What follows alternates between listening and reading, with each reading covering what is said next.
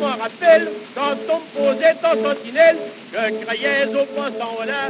Monsieur le maire, vous participez activement à ce musée et donc c'est un musée qui représente une somme importante pour la commune et la région. Vous pouvez nous donner quelques chiffres ?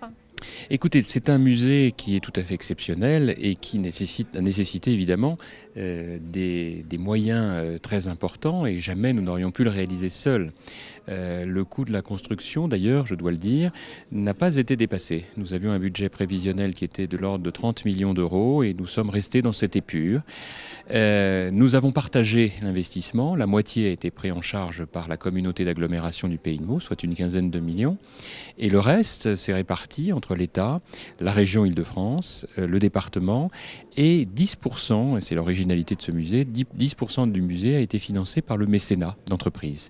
De sorte que c'est vraiment une œuvre collective à laquelle s'ajoute naturellement le financement par des dons individuels de très nombreux Françaises et Français qui ont voulu apporter, si je puis dire, leur contribution à cette œuvre collective.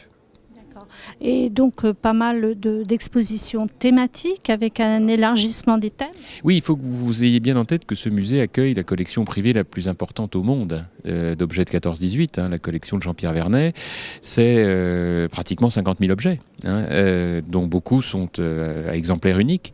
Et donc c'est vrai que ce musée a pour particularité d'offrir sur une surface d'exposition très très importante, d'ampleur européenne, des thématiques à la fois chronologiques, bien sûr, de 1914 à 1918, mais ça commence à 1870 pour montrer la marche vers la guerre, et puis d'autre part d'expliquer pour les lycéens, les collégiens, mais aussi pour les spécialistes, les scientifiques, les historiens, et puis pour le grand public, comment on est rentré dans l'engrenage de la guerre. Donc c'est vrai que c'est une œuvre de mémoire fondamentale, et nous sommes à Meaux, nous, très fiers d'avoir pu proposer cela à un public qui vient du monde entier. Et donc cette dernière exposition dont nous aurons l'occasion de parler. Voilà, alors ça ajoute bien sûr des expositions temporaires. Celle-ci est très originale, elle vient un peu en rupture avec ce qu'on voit d'habitude. C'est surtout d'essayer de comprendre à travers le fait de retrouver, alors soit des corps enfouis, soit des objets aussi, de montrer quand même à travers tout cela des parcours individuels qui viennent éclairer l'histoire de ces destins brisés. Et en même temps, c'est un élément d'information complémentaire pour mieux comprendre le cheminement des uns et des autres dans cette barbarie. Merci beaucoup, monsieur.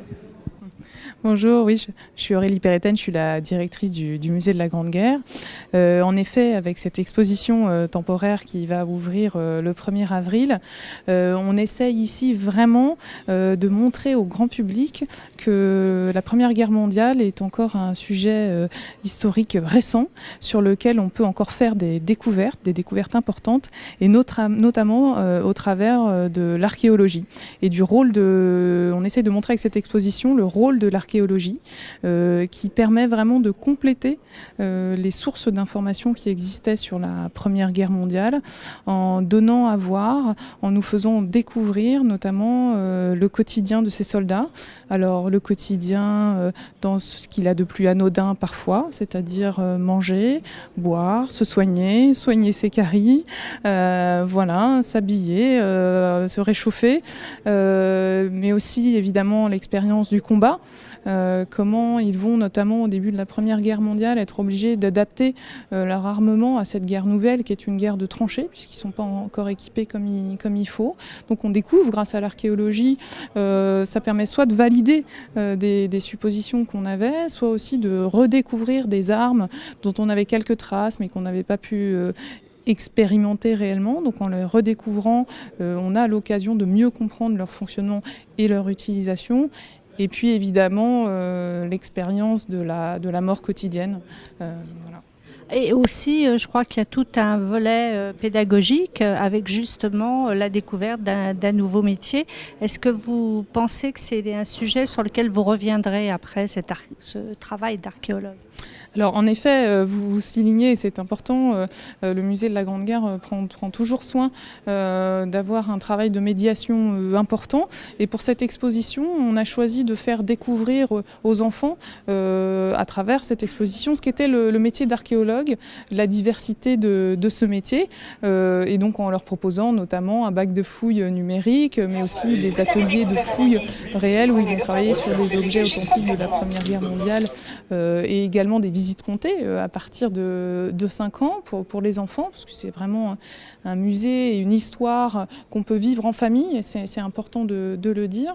Donc en effet, évidemment, pour le musée, chaque exposition temporaire est une occasion d'enrichir aussi ses connaissances et donc d'utiliser ces connaissances pour continuer de réfléchir à l'évolution et au dynamisme du musée et de son exposition permanente. Laurence Mortier, directrice de l'Office de tourisme d'Arras. Donc une belle exposition qui est venue d'Arras, qui est passée par Reims, si nous avons bien suivi. Et là, nous sommes devant une des vitrines que vous aimez particulièrement. Vous pouvez nous dire pourquoi ce choix ? Alors, effectivement, c'est une des belles vitrines de cette exposition. C'est aussi parce que c'est une vitrine émouvante qui est le témoignage de cet apport de l'archéologie de la Grande Guerre à la connaissance de la vie de ces soldats pendant la Grande Guerre.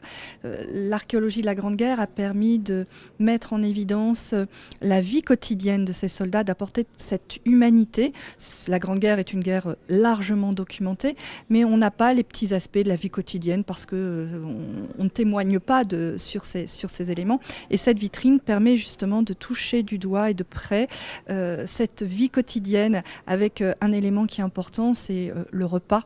Le repas dont on ne peut se passer. Et d'ailleurs, c'est une des préoccupations de toutes les armées, de pouvoir alimenter au mieux le soldat qui est sur la ligne de front, parce qu'un soldat affaibli, déshydraté, n'a plus la force pour remplir sa mission. Donc c'est important ce repas, et on voit ici, au travers de tous ces objets qui ont été découverts lors des différentes fouilles, les pratiques alimentaires des uns et des autres, des Allemands, des Anglais ou encore des Français. C'est un témoignage émouvant. D'accord. Alors justement, beaucoup d'objets, vous avez eu la chance de les découvrir peut-être plus progressivement que ne les découvriront les visiteurs de l'exposition, puisque c'est chez vous que l'exposition a été présentée dans un premier temps. Oui, l'exposition a été montée pour la première fois à Arras, puisque c'est à Arras, en tout cas sur les terres d'Artois, qu'est née cette nouvelle discipline de l'archéologie de la Grande Guerre, lorsque les archéologues ont été confrontés dans les années 90 à ces vestiges au cours des fouilles qui précédaient les grands travaux d'aménagement du territoire, ce que sont l'implantation d'autoroutes ou de la ligne TGV. Et donc c'est cette première fois que ces archéologues ont été confrontés à ces objets de la Grande Guerre, en se questionnant, en se demandant si ces objets pouvaient avoir un apport scientifique à la connaissance de la Grande Guerre. Donc effectivement, on a depuis les années 90, sur le territoire d'Arras, petit à petit, on s'est familiarisé avec ces objets, ce quotidien. Et en particulier sur Arras, la guerre se divise en deux grandes périodes. 1914 jusqu'à la fin de l'année 1915, ce sont les troupes françaises qui défendent la ville, qui défendent l'Artois, et à partir de février 1916, ce sont les troupes britanniques. Et on a découvert tous ces objets liés à cette histoire, à cette armée britannique, et tout de suite, on a eu aussi un retour très positif de la part du public britannique, en particulier quand les fouilles ont permis de révéler la présence de ces carrières sous la ville d'Arras, de ces carrières médiévales qui ont été réutilisées par l'armée britannique pendant la Première Guerre mondiale, pour préparer la bataille d'Arras. Ils ont réalisé là un ouvrage d'art extraordinaire, le plus important jamais réalisé pendant la Grande Guerre, une ville souterraine capable d'accueillir 24 000 soldats. C'est l'archéologie qui a permis de révéler cette histoire, et on a tout de suite senti un engouement de la part de ce public britannique très présent sur notre territoire. Donc on peut dire que cette archéologie est née dans votre ville en quelque sorte. L'archéologie de la Grande Guerre est née en terre d'Artois. Voilà. Absolument. Merci pour cette précision. Oui, bonjour, je suis donc Alain Jacques, responsable du service archéologique de la ville d'Arras, où a eu lieu donc la première présentation de cette exposition, avec l'aide donc du comité scientifique et de l'office de tourisme de la ville. Alors, c'est une exposition comme ça a d'abord été présentée à Arras et à Reims, on nous a dit. Comment ça s'est passé? Vous avez été contacté par le musée ou c'est vous qui êtes allé vers le musée? Non, en fait, c'est le musée, c'est le Palais du Tau qui était venu voir l'exposition et qui était intéressé par le sujet, comme ici à Meaux, où on avait donc, dans notre comité M. Vernet, donc on avait programmé déjà cette installation en avril 17 ici à Meaux. Donc M. Vernet qui était ancien directeur. Non, je ne pense pas qu'il soit directeur. Il Non. était responsable scientifique. Responsable scientifique du musée de Meaux lors de sa création. Et qui était, nous, un petit peu notre caution d'historiens. Nous sommes des archéologues, mais on avait besoin donc justement des historiens, des gens qui connaissent très très bien la période, pour confronter à la fois les découvertes archéologiques aux textes, aux photos. Donc c'est intéressant justement cette interaction entre historiens et archéologues. Tout à fait. Alors justement, l'archéologie, en quelque sorte, vos recherches ont fait avancer le travail de l'archéologue, puisque là, maintenant, vous nous avez présenté un petit peu le parcours. Et donc, c'est un travail nouveau, dirions-nous, que les jeunes ne connaissent peut-être pas encore? Oui, c'est en fait un thème tout à fait récent dans l'archéologie. On était plus habitué à fouiller des villas romaines ou des cimetières du Moyen-Âge. Et là, donc, on était confronté avec les grands travaux, type TGV, lotissement ou autre, justement, à ces champs de bataille de la Grande Guerre. D'abord, bien sûr, considéré un peu comme étant pénalisant, parce que ça recoupait toutes nos stratigraphies anciennes. Et ensuite se pose la question de savoir, notamment quand on trouve des corps, comment l'archéologue gère la découverte de corps modernes. Donc c'est le début de l'intérêt des archéologues sur la Grande Guerre. Ensuite on retrouve des cantonnements, on retrouve des tranchées et on se demande si ça peut servir à l'historien de la Grande Guerre. On s'interroge, on va voir donc les spécialistes et on établit une espèce de liste de problématiques qui pourraient éventuellement être approchées par l'archéologie. D'accord.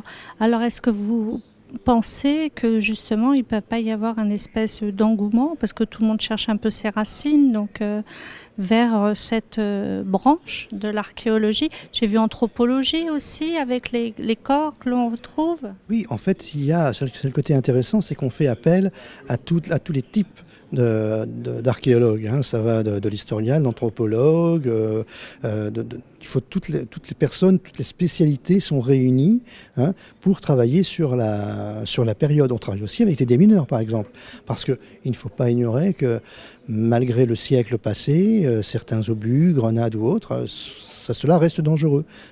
Donc on a une démarche bien précise qui est tout à fait typique de cette nouvelle discipline. Donc une discipline à découvrir ici.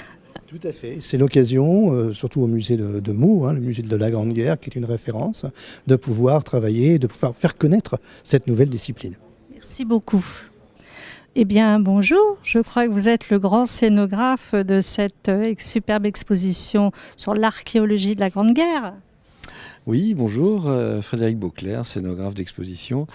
Alors c'est une expérience assez étonnante parce que c'est une exposition itinérante, donc il a fallu trouver un système qui permette de retrouver une identité à chaque lieu. Et le thème, c'est la tranchée, c'est la vie quotidienne dans les tranchées, donc cette forme un peu particulière en V qu'on retrouve un peu partout, et cette immersion dans l'image, le monde de l'image. Donc on a des images en noir et blanc qu'on voit ici. Ils sont les images d'origine, enfin d'archives, et on a des images en couleur qui sont des images de l'archéo, de notre présent.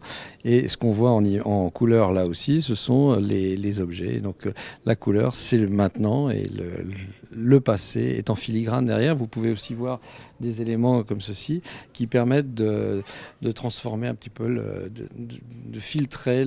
C'est un petit peu comme des fantômes qui sont là, ils nous accompagnent dans leur vie quotidienne.